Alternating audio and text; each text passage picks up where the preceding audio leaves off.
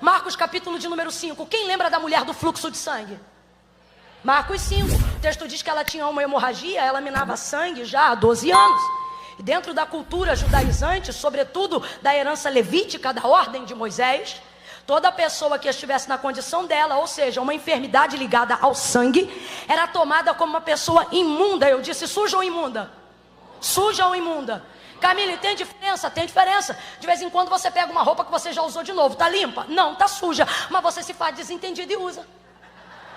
Às vezes tá até com um borrão aqui, só que não deu tempo, tá na correria, tá no jeep. Aí você chega na igreja e a pessoa diz, menina, sujou aqui. Aí você, mesmo?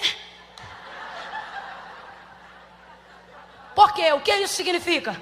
Significa que o que é sujo não é bom, o que é sujo não é confortável, mas ainda assim é tolerável, de acordo com a necessidade de alguém. Por exemplo, se você estiver muito apertado para ir no banheiro e estiver numa estrada, Camila, estou muito apertado, a gente vai parar em qualquer banheiro que encontrar pelo caminho, mas dependendo da condição do banheiro, você tem que decidir, ou pegar um vírus ou fazer a sua necessidade. E aí você entende que não vai dar, aí você entra com um pé e sai com o outro, aí alguém olha para você e diz, ué, não usou o banheiro não? Aí você não diz assim, não, está sujo. Você diz, não deu porque estava. O que significa imundícia? Imundícia significa aquilo que não pode ser tolerado. A condição dela, segundo a lei, não é a condição de quem está suja, é a condição de quem está imunda. Significa que ela não podia ser tolerada. Então ela desenvolve um conceito na sua mentalidade. Se eu tão somente tocar na orla das suas vestes, serei curada. Se eu tão somente tocar na orla das suas vestes, eu serei curada. Vai ouvindo aí, perceba como toda a desvantagem dela. Por que desvantagem? Porque era uma mulher segregada da sociedade. Jesus está passando e uma multidão está empurrando. Jesus está passando e uma multidão pode abraçá-lo, tocá-lo, se mover em direção a ele. Mas de acordo com a lei que lhe impunha isto, ela não podia, ela está em desvantagem. O texto diz que ela tentava chegar e ela vinha por trás. Todo mundo que está atrás sabe que está em posição de desvantagem. Mas por que todo mundo que está perto não está sendo curado? Porque as pessoas pegaram a fé e colocaram dentro de uma caixinha, por verem a maneira como Jesus trabalhava e acharem que Jesus só trabalhava desse jeito. Perceba? O texto diz que aonde Jesus passava, seu coração se movia de compaixão. E aonde ele passava, ele tocava os enfermos e todos eles eram curados. Então o texto vai dizer em todos os evangelhos no Novo Testamento, a todos quantos Jesus tocava, estes eram curados. De novo, a todos quantos Jesus, estes quem? Os que eram?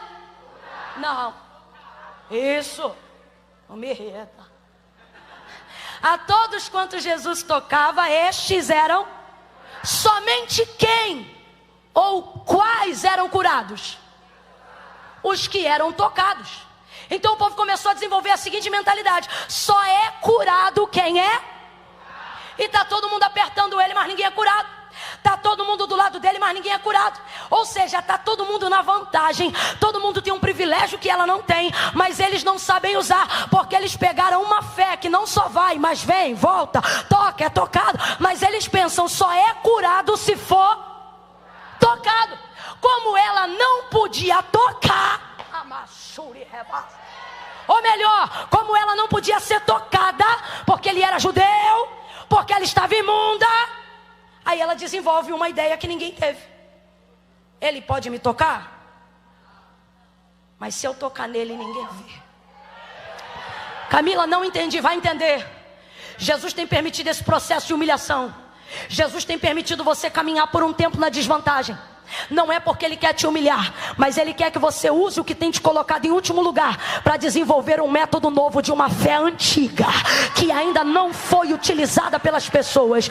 Enquanto todo mundo esperava Jesus tocar para ser curado, ela foi a única que chegou por trás, tocou na orla das vestes dele e foi curada. Veja, a deficiência dela não colocou o ponto final na história. Ela tinha uma deficiência? Tinha. Ela era imunda? Era. Ela estava debaixo da lei? Estava. Mas perceba, a sua desvantagem, a sua deficiência, tudo aquilo que ela carregava, não foi o ponto final para que a obra de Deus acontecesse na vida dela.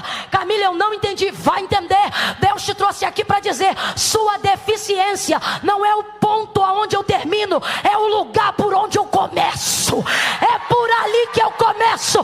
Quem está entendendo o que Deus está falando? Quem está entendendo o que Deus está falando? Deus te trouxe hoje aqui para te dizer: pare de dar desculpas. Eu tenho um propósito contigo, e o propósito que eu tenho contigo é maior do que tuas desculpas, maior do que as tuas deficiências, maior do que os teus erros.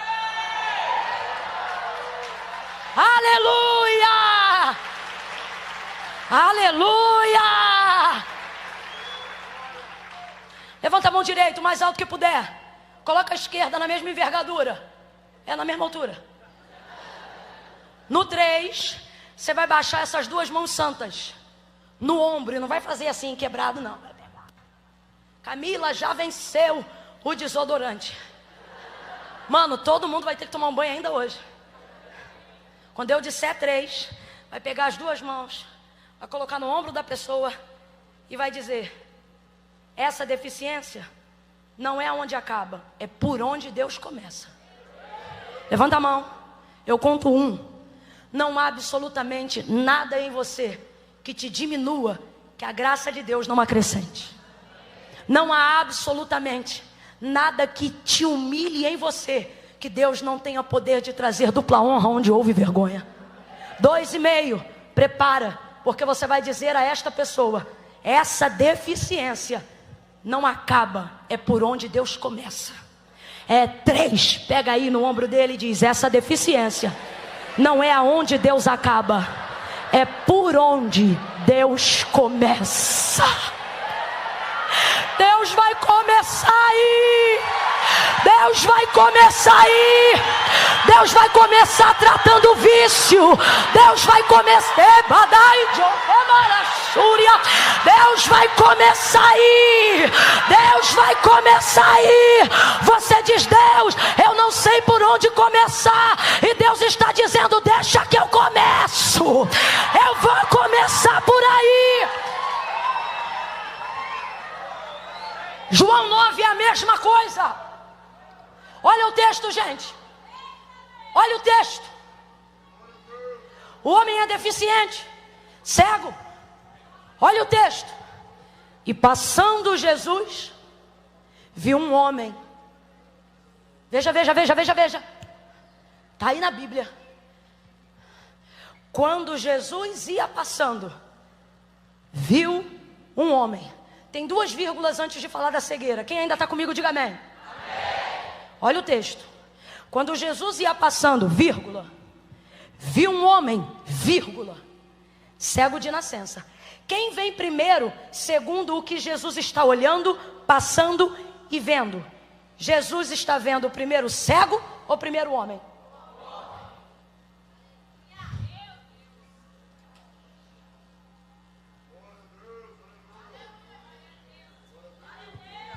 E passando Jesus, viu um cego?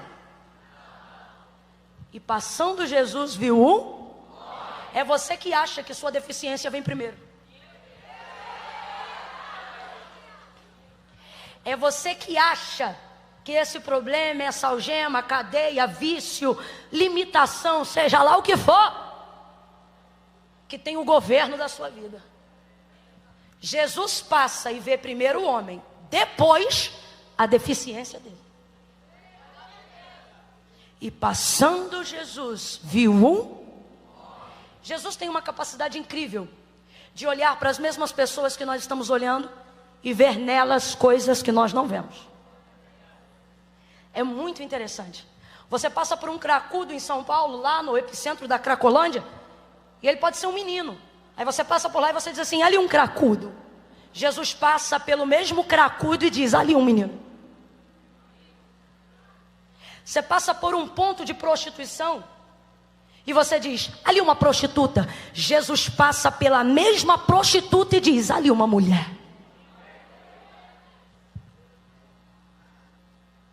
Você passa por um viciado e diz: ali um viciado. Jesus passa pelo mesmo viciado e diz: ali um homem. Jesus está dizendo: aquilo que você é para mim é mais importante, mais relevante do que o que você faz contra. Deus deixa de nos amar quando está irado conosco? O amor de Deus falha? Mas a palavra de Deus diz que sua ira dura só um momento. Eu não estou dizendo que vamos zombar da ira de Deus. Só não podemos esquecer que Ele nos ama a despeito dos nossos erros. E por que nós estamos dizendo isso hoje aqui? Porque a gente espera se consertar para se apresentar para Jesus. E Jesus está dizendo: eu já estou te vendo muito antes. Deixa eu te falar um negócio. Para de gastar tempo na sua vida explicando para Jesus como você peca e aonde você peca. Vou falar um negócio rasgadão para você. Jesus sabe aonde você peca, que horas você peca, com quem você peca e como você peca. Camila, então o que eu faço? Você não precisa usar o seu tempo de reconciliação somente para dizer aonde pecou, como pecou e dar detalhes do seu pecado. Você precisa falar mais do seu arrependimento do que do seu pecado. Perceba, pessoas que tentaram se justificar diante de Jesus não alcançaram perdão, não alcançaram arrependimento verdadeiro. Jesus não dedicava sequer 5 minutos aos fariseus. Por quê? Porque eles viviam com uma justificativa atrás da outra, se escondendo atrás de Moisés, se escondendo atrás de Abraão e não reconhecendo que ele era o Cristo, o Filho do Deus vivo. Agora este mesmo Jesus que não dedicou 5 minutos a fariseus, sentou-se ao poço com uma mulher que já teve 5 maridos e o 6º não era dela. Está toda errada, mas está quebrantada. Está errada, mas quer consertar. E ela não fica explicando porque está com um homem que não é dela. Ela não fica explicando se é movida à necessidade ou à carência. Jesus diz assim: traga-me aqui o teu marido. E ela diz assim: eu não tenho marido. E ele diz: tu disseste com verdade. Agora eu te pergunto, admitir que não tem marido é admitir que o homem que ela está não é dela. Responda para mim com inteligência. Isso é bonito? É bonito? Mas olha o que ele diz: tu disseste bem. O que ele está dizendo? O que você faz é bonito? Não, mas o que você fez agora é sincero. O que ela fez? Ela se justificou? Não, ela confessou. Tu disseste com verdade. Aí por causa disso, ela confessou. E o que a Bíblia diz? Aquele que confessa e deixa alcança misericórdia. Manifestou-se a misericórdia, a graça redentora de Deus em Cristo. E essa mulher recebeu perdão. Lembra do pródigo voltando para casa? Poderia ter dito: pai, eu fiz isso porque eu sou novo. Pai, eu fiz isso porque eu sou inconsequente. Pai, eu fui ignorante. Pai, isso, pai. Não, meu irmão, não teve essa. Quando ele chegou: pai, pequei diante do céu, perante ti, não sou digno de ser chamado seu filho. O pai perguntou aonde ele andou? O pai perguntou com quem que ele dormiu? O pai perguntou o que ele cheirou? O pai perguntou se ele usou? Pega uma sandália, um anel, mata um cordeiro, porque o que estava perdido se achou. Você vai olhar para pelo menos 3 pessoas e vai dizer para elas assim: menos justificativas, mais confissões. Menos justificativas e mais confissões. E você vai conseguir deixar o pecado. E o pecado não vai mais querer habitar em você.